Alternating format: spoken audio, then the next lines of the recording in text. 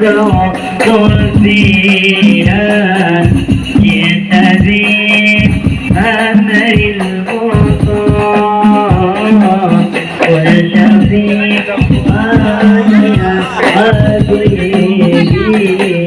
يوم حسين والاجتماع أيها المبعوث فينا بتدين أمر المطاع طلع البدر علينا بتدين وجب الشكر علينا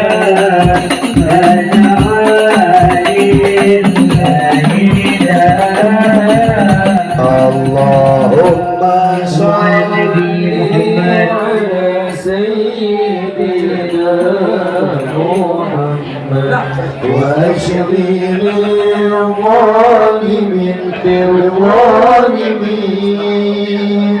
واخرجنا من بينهم سالمين وعلى آله وصحبه أجمعين. Assalamualaikum warahmatullahi ta'ala wabarakatuh.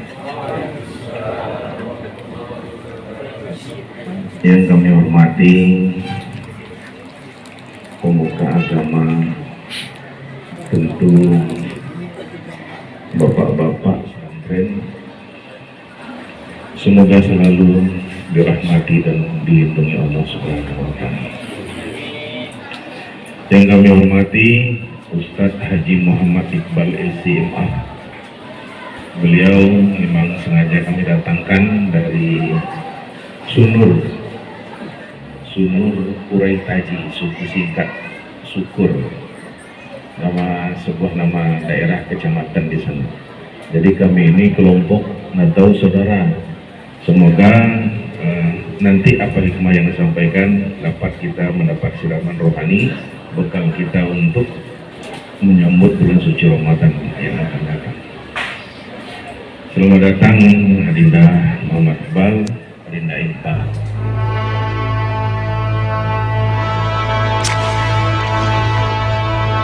Bismillahirrahmanirrahim. Assalamualaikum warahmatullahi wabarakatuh. Waalaikumsalam warahmatullahi wabarakatuh. الحمد لله الذي أرسل رسوله بالهدى ودين الحق ليظهره على الدين كله وكفى بالله شهيدا. الحمد لله الذي هدانا لهذا وما كنا لنهتدي لولا أن هدانا الله. الحمد لله الذي أرسل رسوله. الحمد لله الذي أسرى بعبده ليلا من المسجد الحرام إلى المسجد الأقصى الذي باركنا حوله لنريه من آياتنا إنه هو السميع البصير. الحمد لله الذي أنعمنا بنعمة الإيمان والإسلام والقرآن. ونصلي ونسلم على حبيبنا المصطفى رسول الله صلى الله عليه وسلم غير الأنام وشفيعنا يوم الزحام وخلوقه القرآن وعلى آله وأصحابه الكرام. اللهم إنا نسألك إيمانا دائما وقلبا خاشعا وعلما نافعا وعملا صالحا ويقينا صادقا ودينا قيما. اللهم إنا نسألك العفو والعافية ونسألك تمام العافية ونسألك الشكر على العافية ونسألك الغنى عن الناس. اللهم فقهنا في الدين وعلمنا تأويله. وصلى الله على نبينا محمد وعلى آله وصحبه وبارك وسلم والحمد لله رب العالمين. Allah Subhanahu wa Ta'ala menetapkan kita menjadi umat yang terbaik sebab baginda Rasulullah sallallahu alaihi wasallam. Dan kemudian para hamba-hamba Allah Subhanahu wa Ta'ala, pimpinan Pondok Pesantren Al-Jihad, hamba adalah predikat yang tertinggi. Kalau gelar-gelar ini semuanya hilang nanti. Ya, hamba adalah kedudukan yang tertinggi di sisi Allah Subhanahu wa Ta'ala. Dibuktikan dengan Alhamd, Subhanalladzi asra bi'abdihi. Maha suci Allah yang memperjalankan hambanya. Jadi kedudukan yang tertinggi adalah hamba. Kalau baginda Rasulullah sallallahu alaihi wasallam, Allah mengakuinya sebagai hamba. Kalau kita mengakui kita hamba Allah, tapi belum diakui oleh Allah. Dan mudah-mudahan kita mencontoh baginda Rasulullah sallallahu alaihi wasallam sehingga Allah Subhanahu wa taala mengakui kita sebagai hamba-Nya. Dan apatah lagi nanti kalau kita digelar wa ibadur rahman alladzi yamshuna 'alal ard hauna wa idza khatabahumul jahiluna qalu salama. Yaitu Allah sandarkan penamaan hamba kepada nama Allah Subhanahu wa taala yang teramat besar, yaitu Ar-Rahman. Qulidullah awid'ur Rahman. Panggillah Allah itu dengan nama Allah ataupun Ar-Rahman. Dan mudah-mudahan kita sebagai hamba Allah yang maha pemurah. Kaum muslimin, kaum muslimat yang dirahmati oleh Allah Subhanahu wa taala. Dalam riwayat yang paling banyak menghuni surga itu kategori manusia hanya ada dua. Pertama, orang yang paling pandai bersyukur. Yang kedua, orang yang paling pandai bersabar. Penduduk surga itu kategori yang paling banyak menghuni surga hanya dua itu. Dan ingat, orang yang paling pandai bersyukur, Allah Subhanahu wa taala akan memberikan hikmah dalam hidupnya. Dan kalau Allah memberikan hikmah dalam hidupnya, maka dia orang yang paling banyak mendapatkan kebaikan dan kebajikan. Luqmanul Hakim, kalau kita lihat dalam tafsir, dia seorang yang bahasanya minta maaf ya, yang seorang yang jelek lah, buruk, tidak tampan, dan orang pun tidak melihat dia. Kayak masyarakat pun tidak menengok kepada Luqman. Tapi dia seorang yang paling pandai bersyukur. Sehingga Allah katakan, وَلَقَدْ آتَيْنَا لُقْمَانَ الْحِكْمَةَ أَنِ اشْكُرْ لِلَّهِ وَمَنْ يَشْكُرْ فَإِنَّمَا يَشْكُرُ لِنَفْسِهِ. Kemudian Allah mengatakan, وَمَنْ يُؤْتَ الْحِكْمَةَ فَقَدْ أُوتِيَ خَيْرًا كَثِيرًا. Sungguh-sungguh, lam taukid, qad harfu taukid. وَلَقَدْ آتَيْنَا, sungguh-sungguh telah kami berikan kepada Luqmanul Hakim itu al-hikmah, kebijaksanaan. Sebab apa? Anishkur lillah, sebab dia pandai bersyukur. Orang kalau pandai bersyukur, maka Allah berikan hikmah, kebijaksanaan. Dan kalau orang sudah Allah berikan kebijaksanaan, wa man yu'tal hikmata faqad utiya khairan katsira. Kalau dia sudah mendapatkan hikmah, Allah telah memberikan seluruh kebaikan kepadanya. Dan mudah-mudahan dosa ambo yang ada bersyukur, pandai bersyukur. Dan Nabi sallallahu alaihi wasallam yang kita bicarakan, Nabi sallallahu alaihi wasallam sudah diampunkan dosa yang lalu, sekarang maupun yang akan datang. Tapi karena dia pandai bersyukur, dia banyakkan sujud kepada Allah Subhanahu wa taala. Dan kemudian Nabi banyak berdiri berbicara dengan Allah, atau dia melaksanakan salat malam seolah-olah Allah berbicara dengannya, sehingga dia malu untuk menghentikan pembicaraan Allah. Syekh Muhammad Iqbal mengatakan, seorang pujangga Islam, mujahid Islam daripada Pakistan, kalau kamu ingin berbicara dengan Allah, salatlah. Dan kalau kamu ingin Allah berbicara kepadamu, baca Al-Quran. Khairul hadis kitabullah wa khairul hadis Nabi sallallahu alaihi wasallam. Sebaik-baik perkataan Allah. Makanya Nabi ketika salat, dia baca Al-Quran, dia malu untuk berhenti. Sebab dia malu untuk memotong pembicaraan Allah kepadanya. Allah. Satu rakaat satu Al-Baqarah, salat tahajudnya. Kita satu rakaat inna a'taina, ya. Sampai mati itu terus, ya. Ya.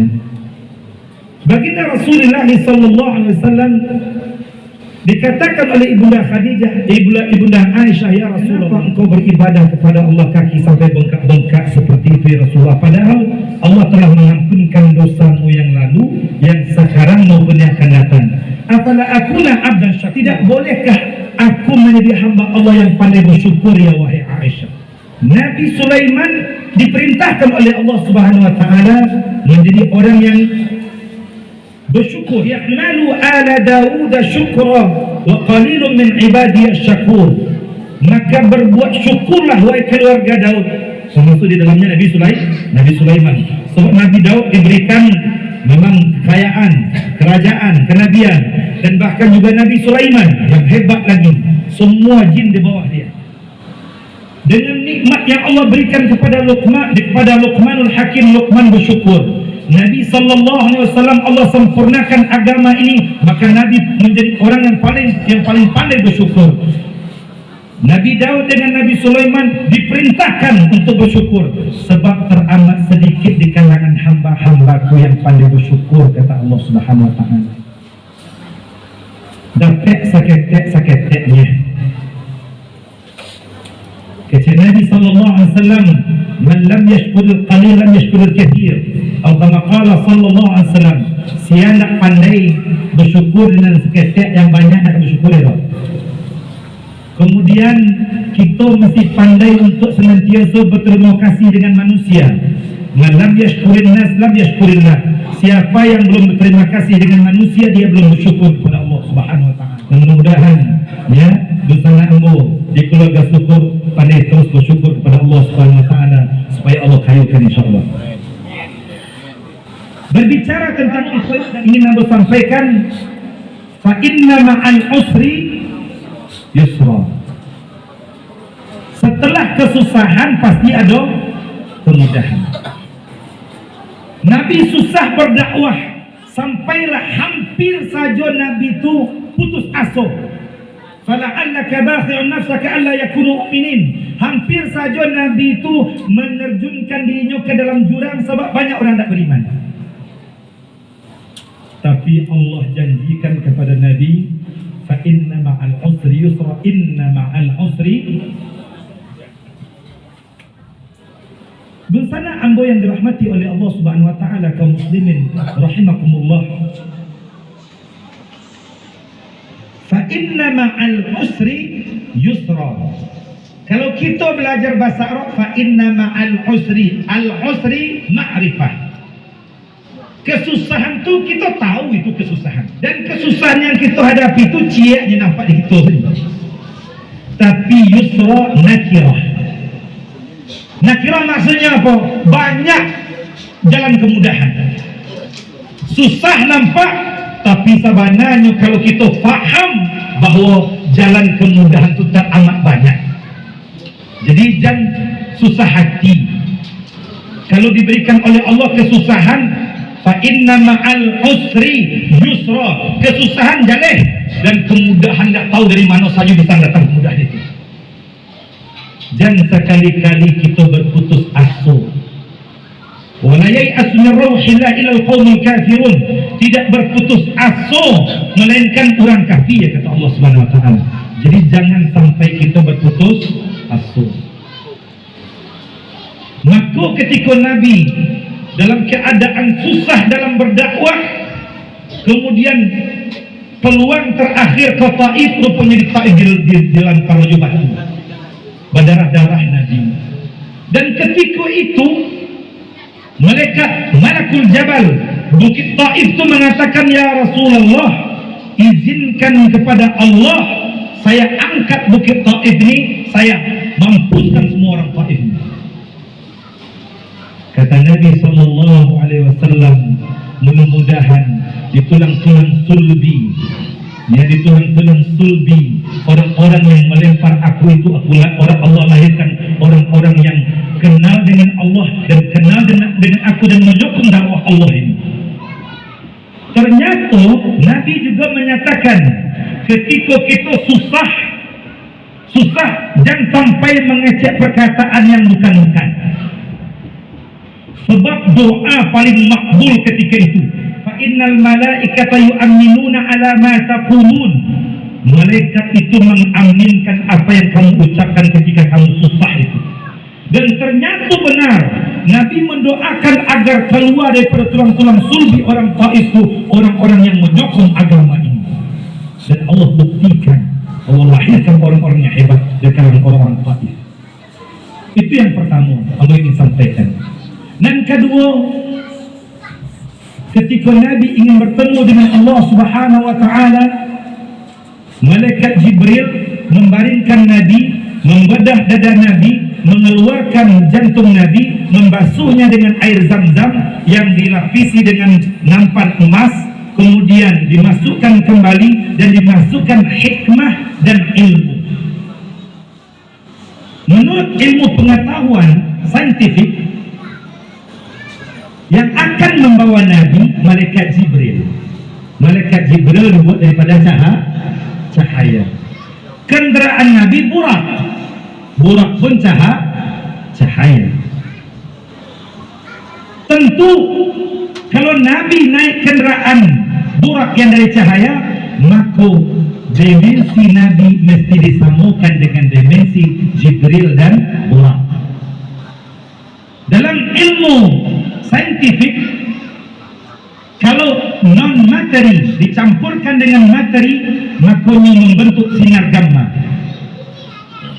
Non-materi, antimateri dicampurkan dengan materi, maka dia membentuk sinar gamma yang dikenal dengan anihilasi. Namun ilmunya anihilasi, percampuran antara non-materi dengan materi membentuk sinar gamma. Nabi akan mi'raj, akan bertemu dengan Allah, akan menghadap Allah Subhanahu wa taala.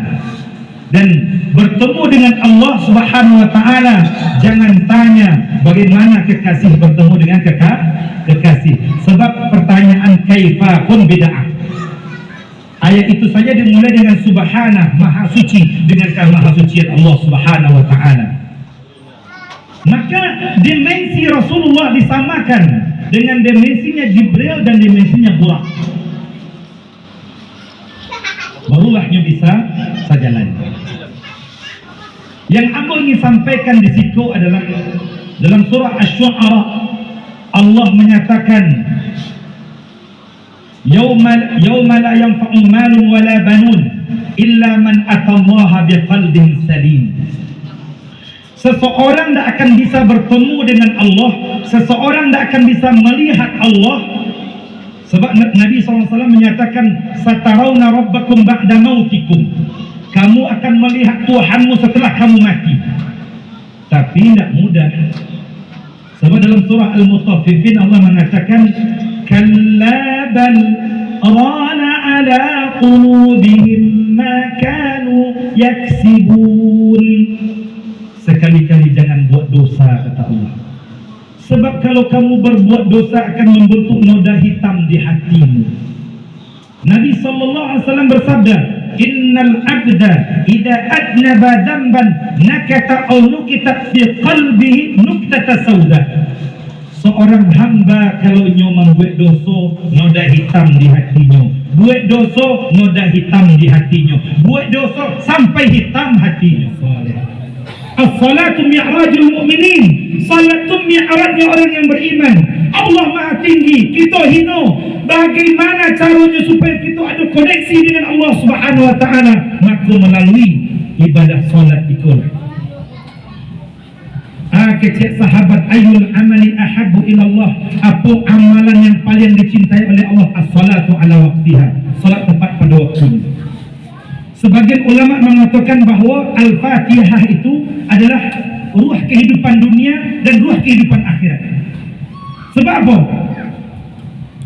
Sebab 30 juz Al-Quran terkandung dalam Al-Fatihah. Dan Al-Fatihah itu kita baca setiap hari barangkali 7 balik kali. Dan surah Al-Isra, surah yang ke-17 yang membincangkan tentang Isra Mi'raj, ayat pertama, awwalu ma yuhasabu bil 'abdu min amalihi yaumal idza saluhat saluha kullu amali wa idza fasadat fasada kullu amali. Yang pertama, bisnis, usaha, karajo, alai. Yang pertama, bisnis yang terbesar yang Allah tanya nanti di akhirat, salat. Makanya sebagian ulama mengatakan Al-Fatihah ruh kehidupan dunia dan ruh kehidupan akhirat. Sebab la salata liman lam yaqra bi Fatihatil Kitab. Tidak dianggap salat orang yang tidak baca Al-Fatihah. Tidak ada nilai salatnya. Makanya Al-Fatihah di kehidupan dunia dan kehidupan akhirat, ruh kehidupan dunia dan ruh kehidupan akhirat. Sebab apa? Nanti yang pertama ditanya oleh Allah usaha, bisnis, karajo, di akhirat salat. Makanya baguskan Al-Fatihah. Baguskan Al-Fatihah.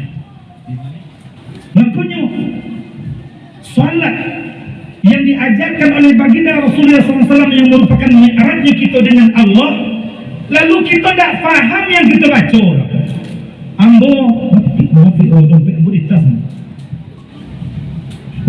Ambo janjian sianan aku selalu ustaz bang yang ibu artikan bu Rabbil firli warhamni wajburni warfa'ni warzuqni wahdini wa'afni wa'fu anni. Ambo lagi satu ibu macam ni ya. Rabbil firli warhamni wajburni. Aku dia minta kalau ibu ambo lagi ya.